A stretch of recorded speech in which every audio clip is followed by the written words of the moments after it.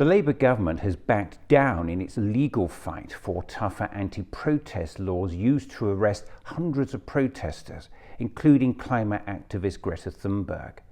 Back in May, human rights organisation Liberty won its case in the Court of Appeal against anti-protest laws that completely ignored the will of Parliament, a case they had previously won in the High Court. It was a huge victory for protest rights which have been attacked for years by successive governments, and a huge victory for democracy in the UK. It sent a powerful message to those in power that they cannot ignore the rule of law and just do whatever they want. Hold on to your seats for the history behind this case, in which Liberty had to go to court not once but twice to defend democracy, first against the former Conservative government and then a Labour one. In 2023, then Home Secretary Suella Braverman changed the definition of serious disruption in protest law to mean more than minor disruption. It gave police almost unlimited powers to place conditions on protests and arrest peaceful demonstrators. Parliament had already rejected this change to the law, but Braverman did it anyway, using something called secondary legislation, which isn't properly debated or scrutinised by MPs and peers. Labour rightly opposed it. It really was a make or break moment for parliamentary democracy. What the then Home Secretary was doing was using secondary legislation, so-called Henry VIII powers, to make the controversial change by the back door with little parliamentary scrutiny. Here is then Shadow Home Secretary Yvette Cooper strongly arguing Labour's case against the change in the law in June 2023. They brought a statutory instrument before us today claiming that it is to clarify, but instead it makes the law even more confusing. They failed to bring it in through the normal parliamentary legislative processes, legislation that can be scrutinised and amended, and heaven knows we've had enough primary legislation where they've had the opportunity to do so.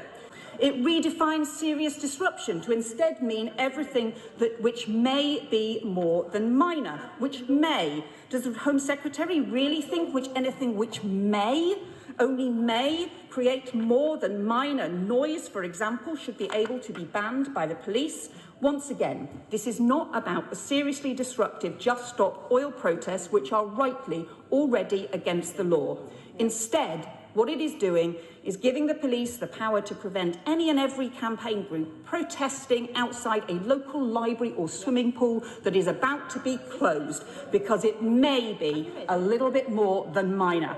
The then Shadow Home Secretary condemned the government for bringing the changes forward in a statutory instrument, failing to bring it in using normal parliamentary legislative processes, legislation that can be scrutinised and amended, and pointed out the proposed changes in the law would give the police the power to prevent any and every campaign group protesting outside a local library or swimming pool that was about to be closed, because it may be a little bit more than minor.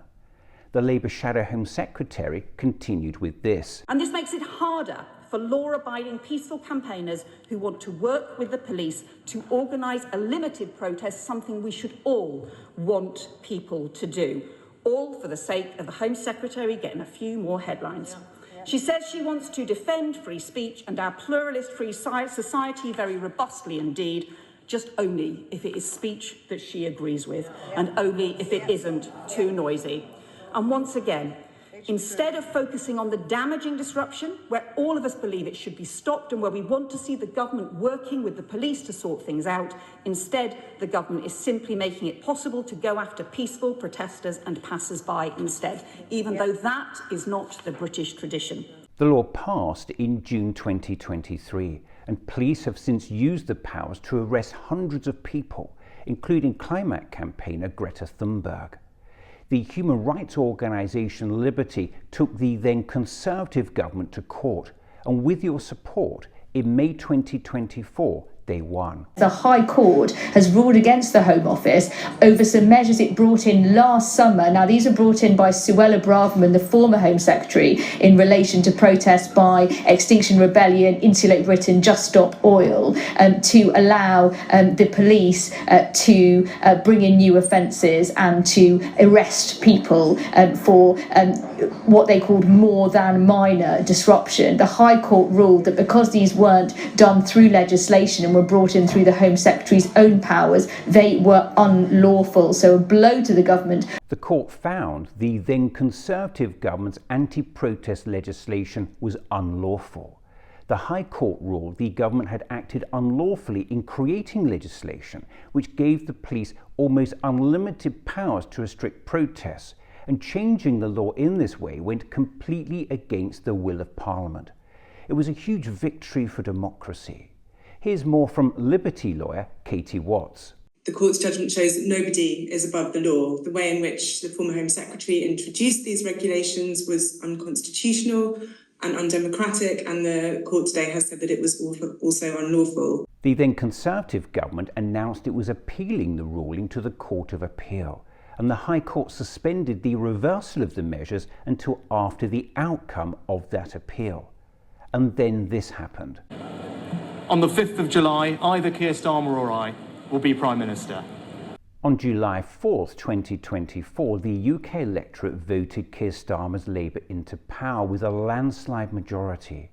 The new Labour government then had to decide whether to continue the former government's appeal or defend democracy and the rule of law by dropping the appeal and scrapping these unlawful powers. You might think the decision was a no-brainer. After all, Labour had opposed it in opposition. Now, the new Labour government are appealing the judgment. This is a concerning disregard for the rule of law and goes against recent statements by the government that they would not abuse the use of secondary legislation. We will seek to promote the highest standards in how we legislate, including not abusing the use of secondary legislation. Instead of abandoning the appeal as expected, despite coming into power promising to serve the people, despite opposing Braverman's change to the law when in opposition, and despite their head lawyer saying that Labour would not abuse the use of secondary legislation, Home Secretary Yvette Cooper confirmed she would be pursuing the appeal against Liberty's victory, and a shameful U-turn on Labour's position in opposition. Now in government, Labour was suddenly supporting the former government's policy to strip back our right to protest.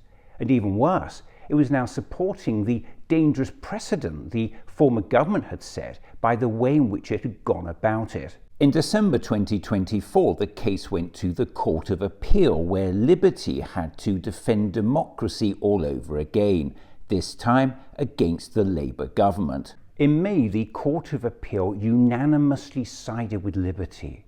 These anti-protest regulations are unlawful. Following this ruling, the government has now dropped its case against Liberty, meaning the law reverts to its previous wording, and protests once again need to cause serious disruption to warrant police enforcement.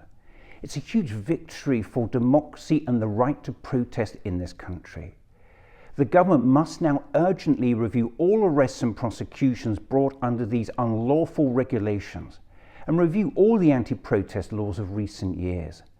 Our ability to speak out on important issues is fundamental to a functioning democracy, and Liberty's case has sent that message loud and clear to the Labour government. If you would like to support Liberty's work, you'll find a link with this film.